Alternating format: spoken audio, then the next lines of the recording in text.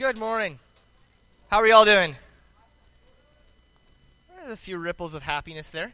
Is anybody doing bad? Nobody said anything. See, that's fantastic. Well, I'm doing great because I'm excited. Because today we start the launch of a 5-part series that I have been excited about since probably beginning of October. Probably the week before we started the 40 Days series, I was already thinking about and planning this. That's how excited I was. A little over-eager maybe. So it won't be 5 weeks straight. I'll speak the next 2, then Gavin's got 2, then I'm going to do 2, and I'm not sure where the 5th one's going to be. We haven't planned that far ahead. But just so you know, this will be part of a 5-week series, so if you're here today, welcome. Glad you could join us. And we got a lot of stuff to cover, so I'm going to dive basically right in. We're going to be talking about something that, I'm going to say I'm calling the Principle of the Path. It's based on a book by Andy Stanley I recommend. It's a great book. It's also called Principle of the Path. It's borrowed right out of there. There's going to be a slight movie theme. If you pay attention, you'll hear some movie references throughout. So the first part is specifically looking at our intentions in life and why our intentions don't necessarily aid us in our goal. And so we're going to call this Cruel Intentions today. So there will be this movie theme. If you've ever seen that movie, I'm sorry for you. But it does exist. Now, 15 years ago or so, I want to say 15 years ago, my family and I were traveling the States at Christmas time. We used to do this every Christmas. We'd take 2 weeks off, 23rd, 24th we'd leave, and just basically see where we end up. One time we started out aiming towards Corpus Christi, and we ended up in Palm Springs. Apparently that happens sometimes. This particular time, we were in San Antonio. We were in a Shoney's lunch diner, an all-you-can-eat buffet kind of place, and this old grizzled trucker, he was retired, was sitting not far away, and I don't know how the conversation started, but like sometimes happens, conversation started, and we started swapping stories, and my dad and him were talking about who knows what all. And he mentioned, I can't verify this is true, sadly. I don't like to present stories that I don't know for sure are true. I can't say this is for sure true. It sounds a little suspicious, but I'm going to share it with you anyway. So this guy used to be a trucker back during the Cold War. So during the height of the Cold War, sometime, I can't remember, early 70s, mid-70s, whatever, his job for a while was a mobile nuclear missile. So basically what happened was the United States had nuclear missiles in silos, concrete reinforced bunkers all over the place. Along the northern border of Canada, there still are actually quite a number of them. Used to be more. But those are targets, right? They could be targeted. So what they did is they put who knows how many, hundreds at least, of nuclear missiles in lead-lined semi-trucks, so they couldn't be seen and detected very easily, in bulletproof semi-trucks, and these guys would just drive around. Their job was to drive around, not stopping anywhere for anything, with nuclear missiles in the back. In case, Russia would blow up some silos, these guys could quickly get to some, any concrete pad and launch retaliation. So that way everybody dies, and then I guess we all win somehow. That was their job. This guy used to do that. And so he would drive the Canadian border, well, on the American side, for a living, back and forth, ready to blow up Russia or Cuba or whatever, tickled the various presidents' fancy.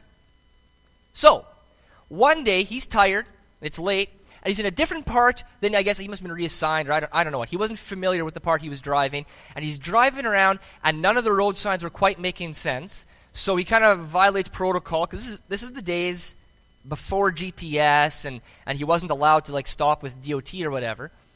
So, he stops at a gas station or whatever, and he asks for directions, and he finds out he's in Arnaud, Manitoba.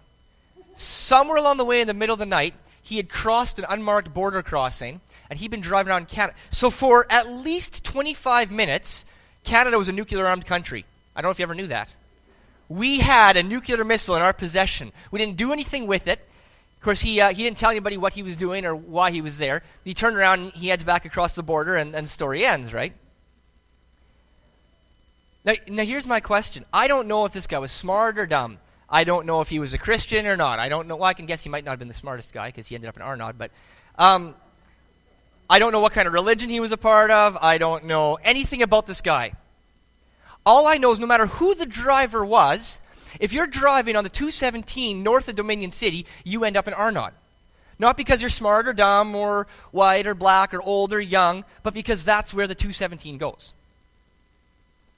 Anybody on that highway would end up in Arnott. It's really quite simple. And that's actually right at the heart and the core of the principle of the path, that the same path leads you to the same place every time. Now, where you might need some convincing is that same principle that we leverage when we read a map and we say, well, I'm here and here's where I want to get. The map says this is the road, right? So I'm going to take it, right? That same principle applies to every other area of our life, whether you like it or not. See, what if there were relational paths that led you to predictable relational outcomes? What if there were financial paths that led you to predictable financial outcomes, or spiritual paths, or emotional paths that led you to predictable emotional outcomes? What if we could leverage that for our benefit? Now, I'm calling this the principle of the path because it's not a rule that you follow. Because the thing about principles follow you. You don't really follow them. A law can be broken. The principle of the path can break you. So in that, it's like a lighthouse, right? You either are guided by its light or you break yourself on it. But either way, the lighthouse is unchangeable at all times, at all places. In that sense, it's almost more like gravity. It just is, all the time. Whether you can define it, whether you can put numbers to it, whether you understand it, whether you want to admit it, believe in it or not, gravity acts on you at all times so that when I jump, I fall. Just like that. Every time. Now, I can either ignore that to my peril, or I can leverage this to play catch, or orbit a satellite, or anything else I want to do. Either way, it just is. And the tragedy is that believing in it or not, it's still acting on you at all places, at all times. And that's really the core of a principle. Now, some of you are probably saying, if this is so important, and this is so amazing, and this is so earth-breaking, how long can we go on talking about it without actually talking about it? A little bit longer, because I got one more story. Imagine you're with this trucker, and you've also somehow accidentally ended up in Arnott. Now, imagine somebody comes alongside and says, well, hey, can I help? Right? Some, gas jockey or police officer or something. I'm going to give you 2 questions you can ask. You tell me which one makes sense and which one seems foolish. All right? Here's the first question. I have a problem. Can you give me a solution? Here's the second question. I am lost. Can you show me the right path? Yes, Jack? Wow. Perfect. See, it doesn't really make a lot of sense to ask for a solution if you're lost. Right? There is no solution. The solution is, you're lost, don't get lost. There's a path that might lead you back to the right place, but there's no solution. You see, cars have solutions that need fixing, but people have directions that need changing. But I'm guilty of this all the time. I run into a surprise financial issue, or a relationship seems to be struggling or something, and I go out looking for a solution. But all too often there is no solution. Or if there is, it's a quick fix solution that maybe band-aids the problem, but there was an underlying issue all along, and those are directions that need changing. You see, wherever you are, whether you like where you are or not, you have taken a path 100% perfectly designed to get you where you are. There is no other path as perfectly designed to get you to where you are as the one you've taken, whether you like it or not. Now, that might make you sad, it might make you happy, it doesn't really matter. Either way, from now on, you can leverage this to your benefit. This is a true principle. Which leads us very nicely into the principle of the path. So here's how it goes. It's very simple. Direction, not intention, determines destination. Your direction, not your intention, determines your destination. Do you want to know where you're going to end up? It's not what you hope, dream, wish, fear, want. It's how you're pointing. It's where you're pointing. When you're driving a car or a truck with a nuclear missile, you might not have intended to end up in Arnott. But if you're on the 217 north of Dominion City, you will end up in Arnott, regardless of who you are or what you wanted. It's simple as that. Direction, not intention, determines destination. This is true relationally, financially, spiritually. at all points in time. About a week ago, I was reading an article in the BBC about a Taiwanese woman who fell off a pier in Australia. Broad daylight. There's, a couple hundred people on the end of this pier, and she just walks right off the end, falls 20 or 30 feet. She can't swim, right? So she falls in there and manages to float somehow, and so she's floating on her back for about 20 minutes waiting for the rescue vehicles to come and save her. After 20 minutes, they do save her, cell phone in hand, cell phone still logged into Facebook. You see, she had been checking her Facebook status, and she had walked right off a pier. It wasn't her intention to walk off a pier, but direction, in this case combined with distraction, determined her destination. That's how the principle of the path goes. The path you're pointing on leads you to a predictable destination, whether you meant to or not. I used to work for Medivan, and so it's a non-emergency stretcher service. It's kind of like a paramedic in some ways in that we have a stretcher. It's not like a paramedic in that we had like a week and a half training. So there you go. You basically take people who have like hip surgeries or whatever to and from various locations. And it was a great mission field because you work with these people for like 8.5 hours stuck in a closed vehicle together, and they can't go anywhere. So it's a captive audience. Like, you guys could actually just leave and go for the door. These guys couldn't. It was awesome. And so some guys are interesting, some guys are not, and some guys are interesting for all the wrong reasons. And either way, you get to spend time with them. And I remember one guy was just really distracted and kind of cranky. He didn't say a lot of stuff. He wanted to do the driving and not the work with the stretcher, and he just kind of was in his own zone.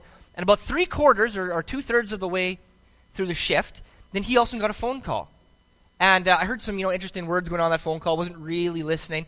Anyway, all of a sudden this guy comes out from the parking lot, and he's just pumped, and he's like exuberant, and life's going great. And I said, wow, that's quite the phone call you got there. Like, you kind of had a light switch flipped in you. And he said, yeah, you'll never get. I just got a call from my doctor, and I got my STD test results back, and I'm clean. And he was pumped. I said, well, that's good news. Kind of a mixed bag, I guess, is what I was thinking, but that's good news. That's awesome. See, he wanted to be a paramedic, and you can't become a paramedic if you're STD positive. And so he was looking at not only his health being at risk, his career being at risk, and a lot of other goals. This was a major deal to him. And you see, what had happened is, and the G-rated version is essentially, he'd gone to a club about 2 weeks before and gotten really drunk, and he'd taken some random girl home with him that he'd never met before and who didn't really know, couldn't remember her name. But his friend knew her and knew she had a bit of a history. Anyway, they didn't just talk when they were at home, and he all of a sudden was at risk of having an STD. But he was clean, so he was pumped. Here's what he said to me. Next words out of his mouth. Jason, you have got to go and get tested. You don't know how great I feel right now. And I said, well, thank you, God. That's a wonderful little invitation right there. And so I looked at him, and I was kind of deciding how to process this a bit. And what I said was, no, I don't have to because I'm immune. He said, what do you mean? Yeah, nobody's immune. Don't be stupid. And I thought, don't be stupid, interesting choice of words. But he said, don't be stupid. Anybody can get an STD. I said, no, not anybody can get an STD. I can't. And he said, well, what do you mean? And we went back and forth, and I didn't add any new information. I just basically said, I'm immune. I can't. I'm never going to get tested, and I don't want to. And I just sat there for 2 minutes while he just kind of hyped himself up more and more and more and more until finally he said, why do you keep saying that? How do you think you'll never get an STD? And I thought, well, there's the intro right there. And I said, well, you see, because I've only had one partner, and that's my wife. And she's only had one partner, and that's me. You see, we're monogamous, and so if you get married and you only sleep with one woman, then you can't get an STD. It's a closed system, right? Like, I could see his mind was just like rattling around here. And he was a nice enough guy. He was just very lost. It was never, ever his or anybody's intention to get an STD, but you see, the path he had chosen led to a high risk. A very high risk, in fact, the way he was making those choices. And the path I had chosen led to an incredibly low risk. A zero risk. That was the path I had chosen. It had nothing to do with our intentions. It had everything to do with our direction and the path we had chosen. Now, considering this is so, in my opinion, powerful and useful, it's not surprising. The Bible talks about this immensely. We don't necessarily notice it. I didn't really notice it until I started looking for it, but actually I can't find a book of the Bible that doesn't message or doesn't somehow speak on the principle of the path. The Welcome to Our Church video we just played talked about how, I can't remember the exact words, but we're not expecting you to believe in Jesus. We're just inviting you on a journey to get to know Jesus. It's actually referencing that there's a path that leads to getting to know Jesus, and there's a path that leads to not getting to know Jesus. We're all aware of this on some level. We can become really aware of it and leverage it to our benefit. It's not surprising then that Proverbs, which is referred to as part of the wisdom literature of the Bible, it's actually a collection of wise sayings, deals with this a lot. And Solomon is the main author of Proverbs. There's a few authors, but Solomon's the main author of the wisdom literature of the Bible. He's the son of David, and he's known and referenced in the Bible as the wisest man in the world. He gets one wish granted, almost like a genie, from God, and he wishes for wisdom. And God says, you know what, that's such an awesome request. I'm going to give you the most wisdom anybody's ever had, and riches and fame thrown into boot. And so this guy's writing something, we should maybe pay attention to it. Here's what he says in Proverbs 7. We're going to go through a decent-sized section here, and we're going to walk through it. We're going to start at verse 6, because the first little bit's just a little intro, which I think is also good, but we're going to start at verse 6 here. For at the window of my house, says Solomon, I have looked out through my lattice, and I have seen among the simple, I have perceived among the youths, a young man lacking sense. Now, how does Solomon know this guy's lacking sense? Well, he said it just 2 words ago. He's a young man. I've been a young man. All young men lack sense. We have lots of ideas and lots of drive, but we probably lack sense. The guy I was with in Medivan lacks sense. It happens. And so Solomon, also having been a young man once upon a time, says, young man lacking sense, passing along the street near her corner, taking the road to her house. Have you ever watched a movie with a lot of foreshadowing? People who write movies are aware of the principle of the path. That's how foreshadowing works. You can't foreshadow if there isn't a predictable setup to some sort of outcome. I watched, half a movie. It wasn't really a whole movie. It was a terrible movie. I won't even name it, so whatever, because it was boring, vulgar, and distasteful all at once. But here's what happened in the first half. I'm going to paint 3 really quick scenes, and I want to ask somebody who isn't Jack to shout out an answer. Okay, first scene. A middle-aged husband goes jogging by himself, and he meets up with his jogging partner he seems to have gone jogging with before, who's young, pretty, and expresses interest in his ideas. Second scene. Husband expresses those same ideas to his wife, and she doesn't agree with them. They have a bit of a small fight, nothing huge, but he leaves calling her disrespectful. Third scene, he leaves to go to a bar he knows that young woman he jogs with sometimes is going to be performing a dance at. Somebody shout out the next scene. Has an affair. Who thought that an affair was coming up next? Raise your hand. Raise your hand. Everybody. You all pass. You all understand the principle of the path. You all understand movie foreshadowing. He has an affair. He has an affair. He didn't intend to. He never sat down and thought, you know what? I'm so mad at my wife, I'm going to have an affair. That was never his intention. Right? Nobody ever plans to have an affair. Almost nobody plans to have an affair. But there's certain directions you walk in that lead you to bad destinations. That's how movies work. That's what Solomon's seen. Her house. The guy is heading to her house in the twilight, in the evening, at the time of night and darkness. And behold, the woman meets him, dressed as a prostitute and wildly of heart. Now the foreshadowing's kind of being removed. There's no foreshadowing anymore. This is becoming painfully obvious.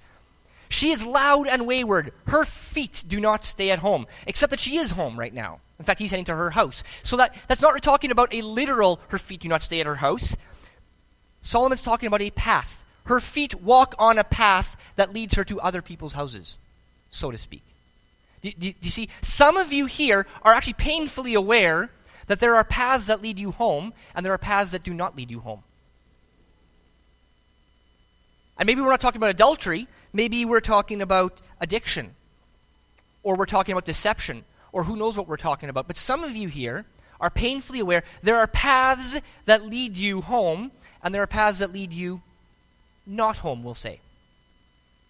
Now in the street, now in the market, and at every corner, she lies in wait. She seizes him and kisses him, and with bold face she says to him, I had to offer sacrifices, and today I have paid my vows. Now, we're going to stop here for 2 seconds because this would have made great sense in the Old Testament. It doesn't make so much sense immediately now.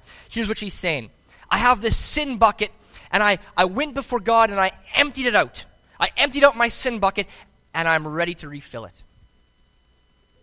That's essentially what she's saying. She's saying, I went to the temple, and I came before God, and I asked for forgiveness, and now he's removed all my guilt. And so, hey, how many of you, though, before we judge her, this is myself included, have done something kind of like this before? God, just forgive me. I feel so guilty. I'm overwhelmed by my guilt. And then there's this amazing feeling of forgiveness. So then, well, hey, there's really no consequences to what we just did before because I feel pretty good right now, actually. And we just end up wandering right back to where we were. That's essentially what Solomon's talking about. He says, I've paid my vows. So now I have come out to meet you, to seek you eagerly, and I have found you. See, this woman knows the language of lust and respect. She knows how to speak to a man. She says, I seek you eagerly. He's not just some random guy to her. She's saying, I've seeked you eagerly. I've spread my couch with coverings, colored linens with Egyptian linen. I have perfumed my bed with myrrh and aloes and cinnamon. Come, let us take our fill of love till morning. Let us delight ourselves with love. This is a really sweet honey-tongued woman. For my husband is not at home. He has gone on a long journey. He took a bag of money with him. At full moon he will come home. So now this guy, if he had a soundtrack in his mind, would probably be playing something like Party Like a Rock Star. This guy's VIP. Not only is he going to get to spend the night with this rich man's woman, he's going to actually get to spend the next day with her, maybe drinking this fine man's coffee, maybe sitting in this guy's chair, watching the ultimate satellite TV package. This guy's going to live the life for a while in another man's shoes, and he's thinking this is great. This is fantastic. And he's thinking, this is a moment to remember. I'm going to be bragging about this to all my friends in phys ed class the next day. And this guy is excited. What does Solomon think? Well, he goes on, with much seductive speech she persuades him. With her smooth talk, she compels him. Now, about right now, I think Solomon gets very facetious, and he's kind of jumping into that young man's mindset for a second, and he says this, and all at once he follows her. What do you mean all at once? He just spent like 12 verses describing how this was happening. The setup, and the woman had spent time getting her couch ready, and all this stuff, and all at once. But you see, to the young man, to us sometimes, these things seem to happen all at once. All at once, I'm in this moment, and I'm in this decision, and I can't resist. The temptation's overwhelming. And how did I get here? Good question. How did you get there?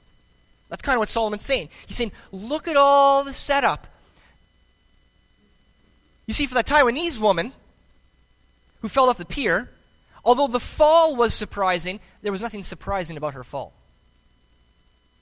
Her fall was surprising, but there's nothing really surprising about the fall, right? I mean, I'm sure her parents or her closest friends could have seen something like this coming in the weeks and months prior when she was getting more and more and more focused on her cell phone.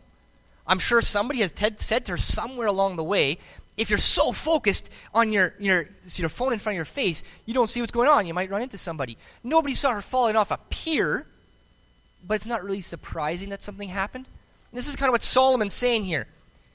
This man's probably saying, all at once, I'm following her. And although it is all at once, there's a long series of events that led him here.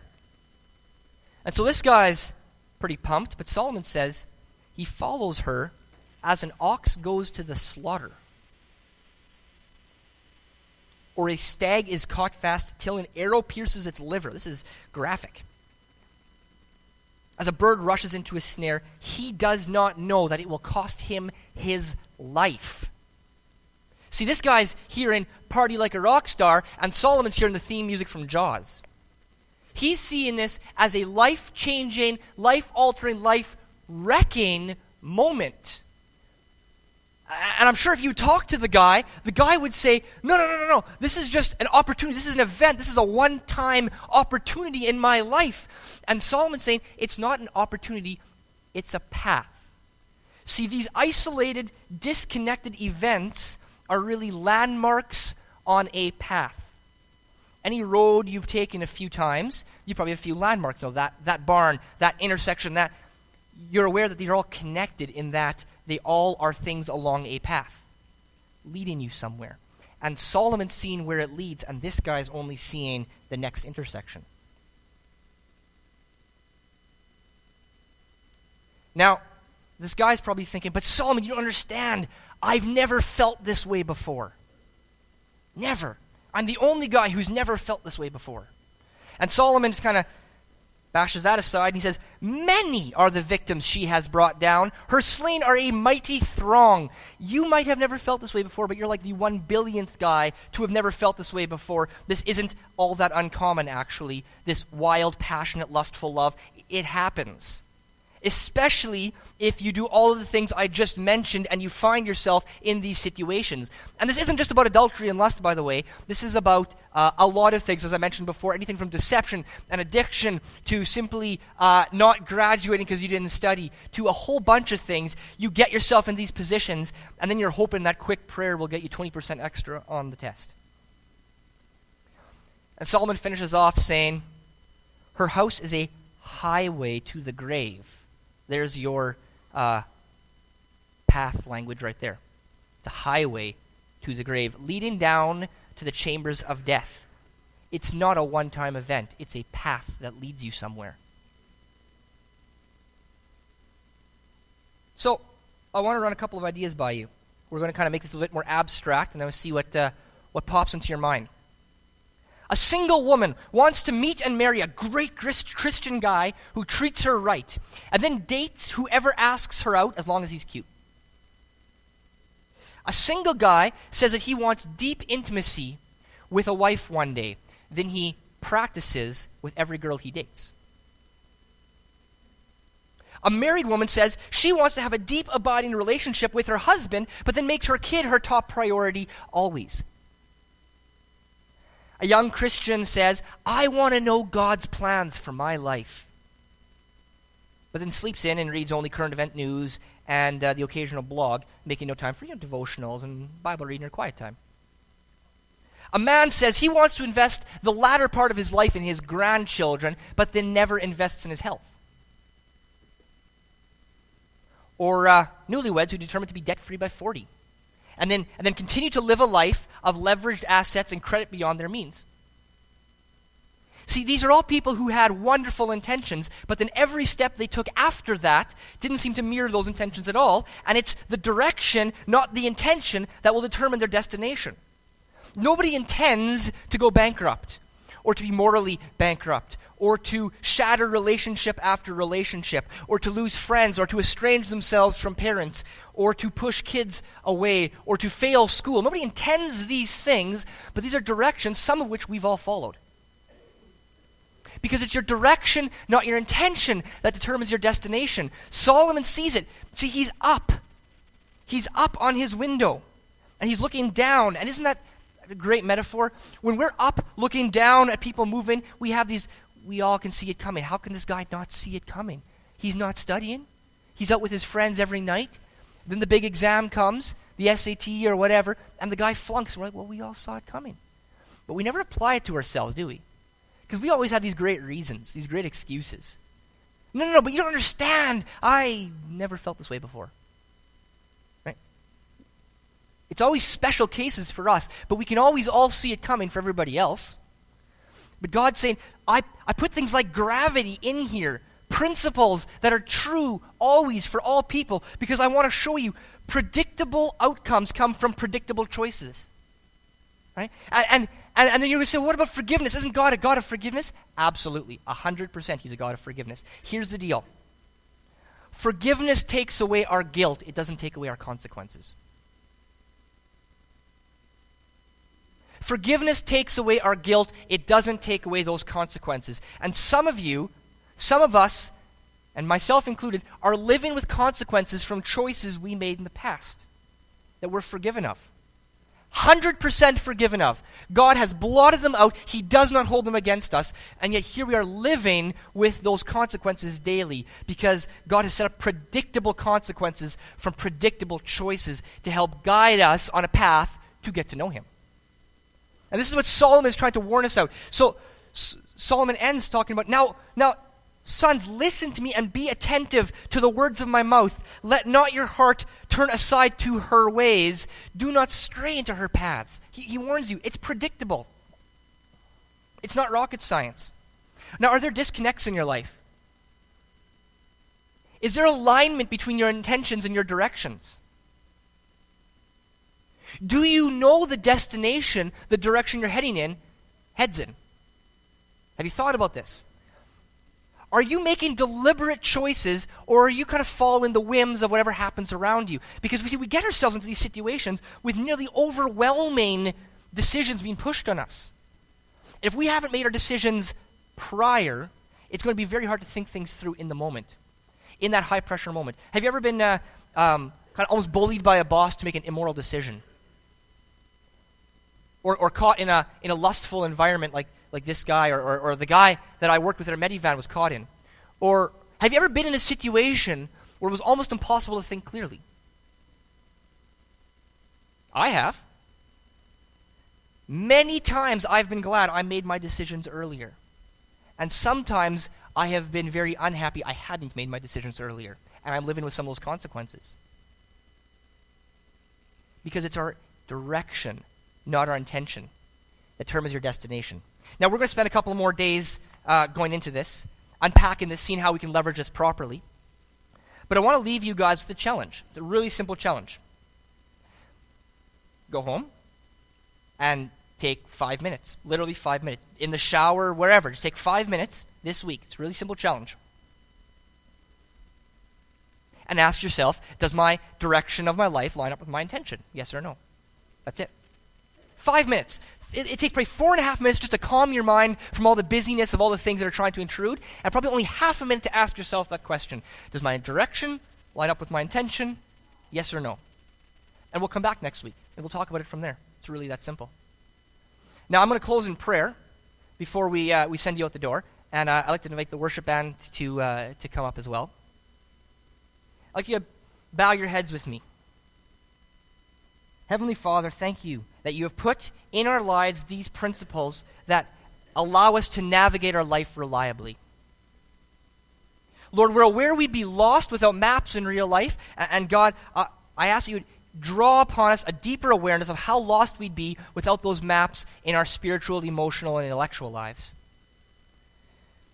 God, I pray today that everybody who takes this challenge, I just ask that you would bless them with a deeper, clearer understanding of whether or not their intentions do line up with their direction.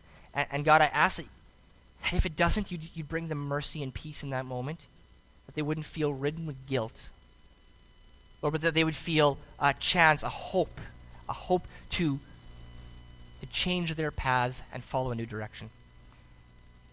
God, I ask that you be with everybody this week and guiding us onto the ever better paths you have before us, the paths you've laid out before us. God, I pray this in your name. Amen. Amen.